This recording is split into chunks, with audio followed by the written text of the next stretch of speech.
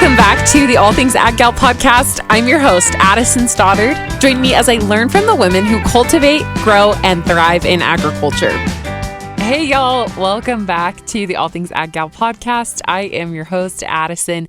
I am so excited to be chatting with you today. Now, before I fully dive in, give you my update, talk about what we're going to talk about today, I don't have a video coming out this week. You can listen to the podcast on YouTube as always, but it's actually kind of funny I don't have a video coming out because my dad texted me this week and asked, where can I watch? Like, how can I watch? And so I sent him the YouTube link. Anyway, I have a hectic day. I am actually traveling this afternoon for work. And so I just, it is what it is. You get to listen, good old fashioned way of podcasts.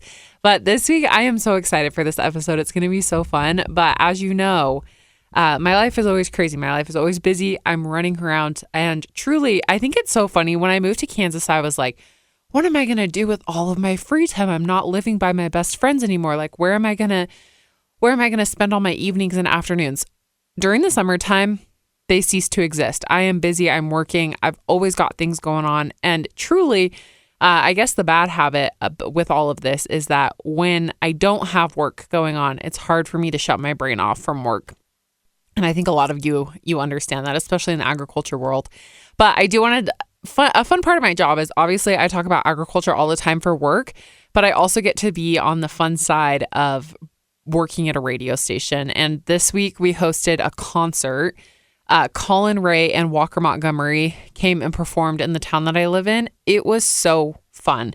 Just so fun to be able to be on like the backside of a concert. If you're not familiar with Colin Ray, 90s country singer, Walker Montgomery is also the son of a 90s country singer, John Michael Montgomery.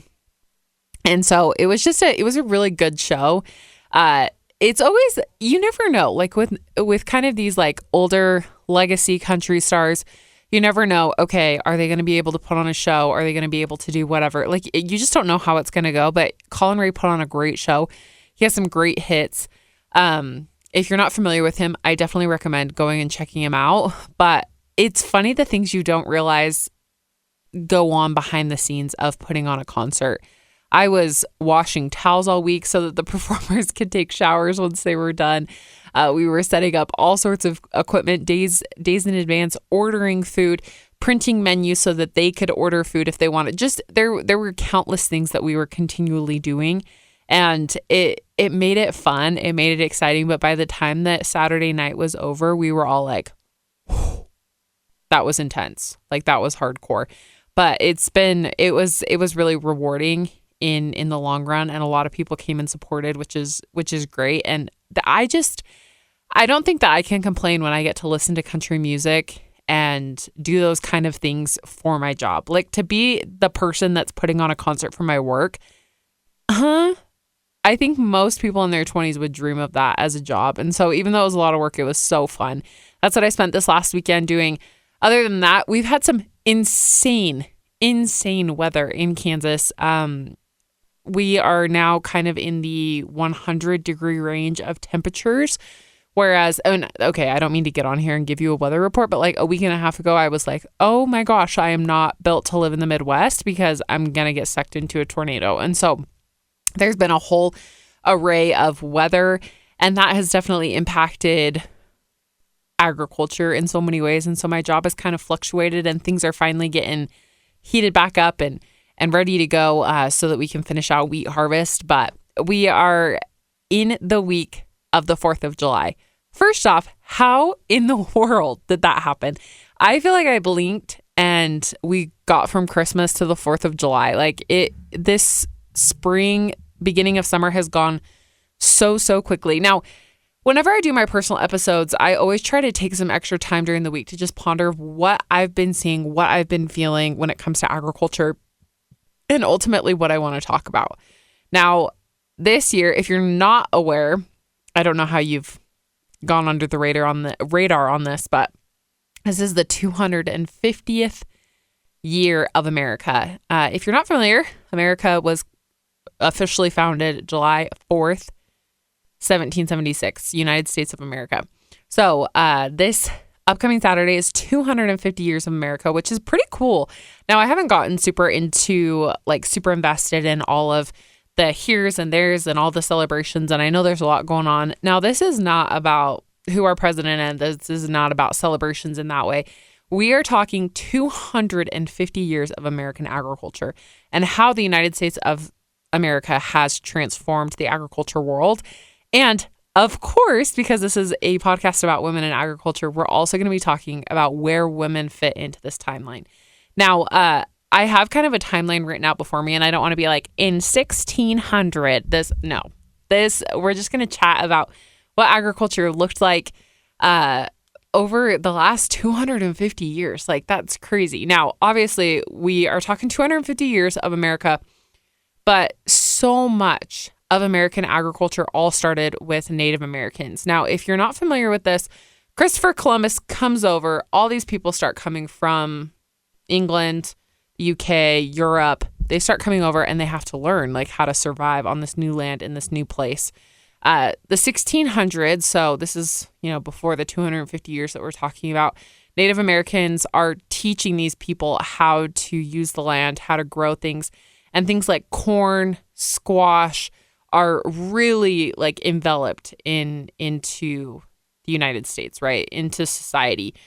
Now, I think that's a good place to start just because some of these facts that we'll talk about with agriculture, like as things have gone on in the United States, it is so different than how it used to be, right?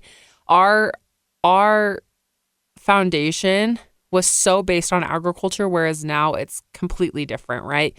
Everybody is dependent on agriculture, but so few people are contributing to agriculture. And so it's fun to look back and like think back to this timeline of, okay, 1600s, like people are coming over here and what are the first things you're thinking? Okay, we made it to this new land. How do we get food? How do we grow food? How do we make food for ourselves? And so the Native Americans had a really big part to play in that of teaching people, okay, this is what we do. This is how we do it. Now, I'm going to obviously jump very far ahead. So 1776, the United States is formed, created, officially declared. And in 1790, 90% of the population worked in ag. 90%. 1790, so we're quick math, 14 years into the United States. And which is also crazy. Can you imagine like having the 4th of July? You're like, oh yeah, 14 years. But 90% of the population worked in agriculture. And so a large amount of people had an understanding of that. Now, as we get to 1793, and really, if you think about that, okay, 90% of the population are working in agriculture. That probably in a large part means that most people are making food for themselves, for their families. Whether, maybe one family is growing corn, one family is growing squash, one family is doing this, one family is raising animals, and they're all sharing, whatever it is, you are focused on creating for your families and so forth. And so in 1793, something really pivotal happened in the cotton world. Now, cotton, obviously a very southern crop. I am not super familiar with cotton. And so I had to do some like looking up on what this was, but Eli Whitley invented cotton gin. Whoa, if I can speak. Now, if you're not familiar with this, this is how you extract cotton from the seeds that it has on it. And so it made it what cotton is today, right? It made it so that cotton could be used in clothing, in all the things that we use cotton for. And it became a massive, massive export. And so 1793, that really transformed this idea of like, okay, this guy created this thing and this is providing outside of what we are providing for ourselves. And so I'm sure there was a lot of cotton that obviously stayed in the United States, but it was becoming an export, a massive export, which really, if you think about it, like 1793 seems like a long time ago, right? Like that was a long time ago. And they're figuring this out and making it so that they can make money off of cotton. 1837, a really pivotal moment, John Deere manufactured a steel plow. And so we're still horsepower, still using animals, but we're making it much, much easier to break up the ground and be able to plant things. 1837 for the name John Deere to be out there and for that to start coming, like that's really impactful of like what John Deere was then and how impactful John Deere is now. 1862, this was a year that changed American agriculture. Now, I'm not going to give you a quiz at the end of this. You might be like, okay, I don't need to know all of these dates, but I just want you to be aware of some of these pivotal moments in agriculture. 1862, Abraham Lincoln created the USDA. Now, in one of my recent podcasts, I talked about how unaware some of us may be that policy, the role that policy plays in agriculture. And USDA is the head of that, right? USDA is making decisions about exports, imports, trade, all of the things that really we rely on as agriculturalists. USDA is making those decisions. And so for Abraham Lincoln to create the United States Department of Agriculture and create that foundation of what it is now, like we would not be able to function nearly as well as American agriculture does without the USDA. Also in 1862, this one racks my brain, like how did this even exist, was the Homestead Act. A really big part of the Homestead Act was that 160 acres would be given to anybody that was willing to farm it. Do you know how much 160 acres would cost you today? You don't want to know. It's not the kind of numbers or money price that you'd want to see. 160 acres were given to anybody that was willing to farm it. So encouraging to move people out west to farm the land that was there. In 1862 as well, the Land Grant Act happened. I am a proud graduate of a land grant university. Land grant universities are pivotal in research, technology, advancements in agriculture, as well as education. And those were formed and really created a foundation for that. Now, this one kind of made me laugh that it popped up, but I do think that it was so pivotal and something that I wouldn't have thought of when I was thinking about the history of agriculture.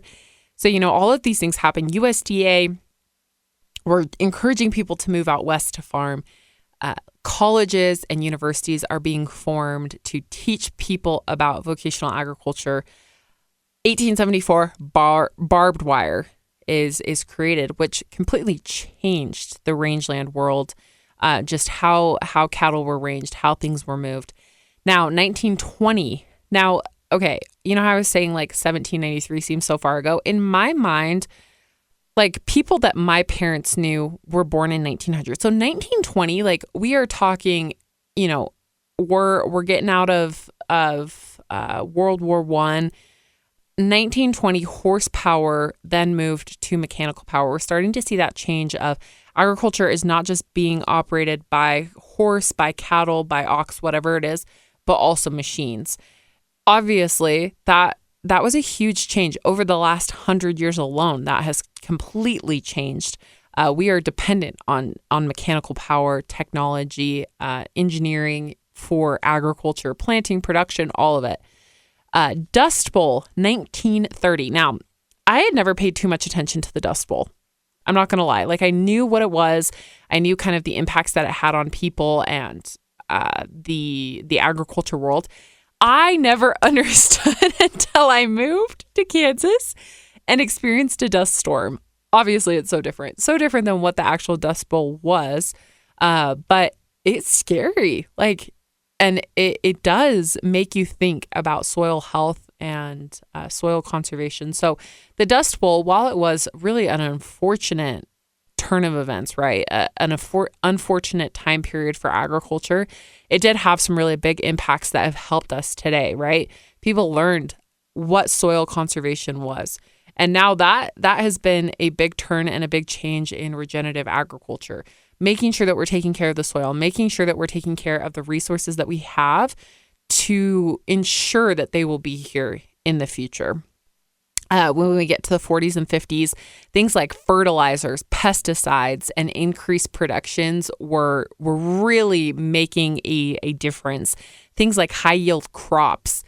We weren't just planting to plant, and it's crazy to even see that in the 150 years from the 1790s to this time period, there was a bigger push to feed more people and feed larger amounts of people that weren't in agriculture versus what it used to be that you were taking care of yourself. You were growing food for yourself. And so Things like early applications to pesticides and fertilizers to ensure that crops stayed safe and that they would actually be harvestable were so essential. 1990s GMOs, commercial organic crops. Those are the first times we start hearing those words that they become really advanced. Now, that is like a whole different bag of worms that can be controversial, can't be controversial. Like if you are first diving into agriculture for the first time, that might be one of the most controversial topics that you'll hear. But GMOs have completely transformed agriculture in such a positive way. Same thing with even certified organic. I'll go out and say like those farms, those commercializations, all of those products have completely transformed how we've gone from 90% of the population working in agriculture to now only 2% of the population working in agriculture. There are reasons why we're able to do that and why we're still able to feed the world. Obviously, as we move to 2010 and on, there have been large, massive, huge advancements in the agriculture technology world. Ag tech has changed everything. Farmers are running machinery through GPS, through a remote controller and iPad in their cab. Their cabs are air conditioned. That's a whole nother side of the technology world. Technology as far as soil moisture and different soil levels and different things like that has become so advanced that farmers have so many opportunities to be successful in agriculture. Now, obviously, so many things have changed about the United States since it was first founded, right? The United States is a completely different place than where we started. And so is American agriculture. But there are a couple of things, I ran through that timeline, things that happened throughout American agriculture. And before I dive into where really women came into that space, I want to talk about how cool it is that we learn from our history. Now, obviously, in 1790, when 90% of the population worked in agriculture, things like agriculture technology or fertilizers and pesticides and high yield crop efficiency were not anything that needed to be worried about. People were farming, people were taking care of themselves, people were taking care of their neighbors and friends, and there wasn't as much of a demand as there is now. Obviously, the population is a lot bigger now. We have a high demand for crops and products outside of the United States as well as inside of the United States. And so I think it's just cool that little by little, as things changed, as less people farmed, as more opportunities in schools and all these different things happened, we learned from our history and we were able to change the agriculture world. Now, I don't know about you guys. There are parts of me that think, oh, I would have loved to experience the Homestead Act of here's 160 acres to anybody that's willing to go out west and farm it, right? That seems kind of like a pipeline dream now, something that is, as a 25-year-old, is hard to even imagine being given that much land for free to farm. That will never happen again in my lifetime. But I just find it impactful that us as agriculturalists, we see the value in that. We see the value in our history, and we're able to learn from it. We're able to change. We're able to grow. And even though there's only 2% of the world, of the United States population that work in agriculture, we are part of that 2%. How cool is that? Now, before I get too off track and too distracted, I want to talk about where women fit into this. Obviously, in 1790, things were different. Things were not the same for women and men. And that's a whole nother topic of how women have advanced and progressed in the United States since we've been a country. But I want to talk about some really key and cool places that women fit into agriculture, one of which being World War I and World War II. Now, World War I and World War II had a big impact on agriculture as well as so many other economic things that were going on around the world. Since so many people were going off to war, especially men, obviously men were going off to war in the United States, it became the women's responsibility to care for farms and to keep operations moving forward. It makes sense then. It makes sense now. If you had a family business in agriculture, in anything, and your husband had to leave for some reason, you wouldn't just give up. You wouldn't just be like, oh, well, it's too bad. Guess he's got to come back to nothing, right? Women stepped up and kept farms moving forward. In 1970, women in agriculture, political groups started to form. And so there was more of a push for women to get involved in agriculture through legislation through Congress. Also just like working together. I see that now too. That hasn't gone away. And they might not be directly political groups, but there are places for women to come together, meet about agriculture, learn about agriculture, and change agriculture.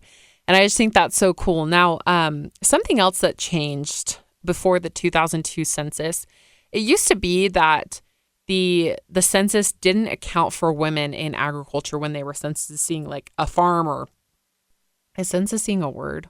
It doesn't really sound right, but it wasn't really accounted for. And then after 2002, in the next census, I think that census was 2002, women that were actively working in agriculture or like on a farm or operation, they were accounted for. There were statistics based in that census. Now, up to date, the last census that took place, 58% of all farms in the United States have women actively involved. And I just think that's so cool. Like more than half the farms that, 250 years ago were purely being ran by men. Women have more than half of more than half of the farms in the United States women are involved with. I just think that is so impactful. And really, when I think about it, I get chills. I'm like, to think that there are that many women out there that are actively stepping forward, taking the role on, and being a part of agriculture is just so cool to me. Now, something I think about a lot with my job is, where is American agriculture going? I love in my job, if you're not familiar with my podcast, I am a farm broadcaster. And so I love to ask questions that, you kind of have to have a crystal ball to answer. I do that partially because I love to pick people's brains and I love to see their insights of what could happen. But it is hard to say. It's hard to know where American agriculture is going. One thing I can guarantee is that women will always be heavily involved in agriculture. Leadership in agriculture, the actual boots on the ground agriculture, women will always be there. They will always be involved from here on out for the rest of the history of the United States of America. And I think that alone is so profound. I feel lucky to live in a country that has such a profound impact on the world's agriculture, supply. I think that being a part of agriculture has taught me so much about just life in general. And I'm so grateful for the history that is in the agriculture industry and what we learn from the history of agriculture. With all that being said, I do hope that if you are not involved in agriculture, if you want to be involved in agriculture, if you want to make a change in agriculture, that you can rewrite your own history. You can choose to be involved in agriculture. You can choose to make a difference. I'm not going to say you can be the next John Deere, but you could be the next John Deere. You never know what a steel plow in 1837 is going to do in 150 years. Be willing to put yourself out there in order to provide other opportunities for people down the road. Anyway, with all that being said, I'm so grateful for the United States. I hope you all have a very safe and happy 4th of July. I'm looking forward to the holiday. I always do. I think it's a good time to be with family and friends and celebrate our freedoms that we enjoy as American citizens. With that, thank you so much for listening. I will be back next week with a really fun guest that I hope you are all looking forward to. Make sure to follow me on Instagram at allthingsaggal. And you can check out my website, allthingsaggal.com, for this episode and more information about the podcast. All right, you guys, I'll catch you next week. Thanks for listening to the All Things Ag Gal podcast. Bye.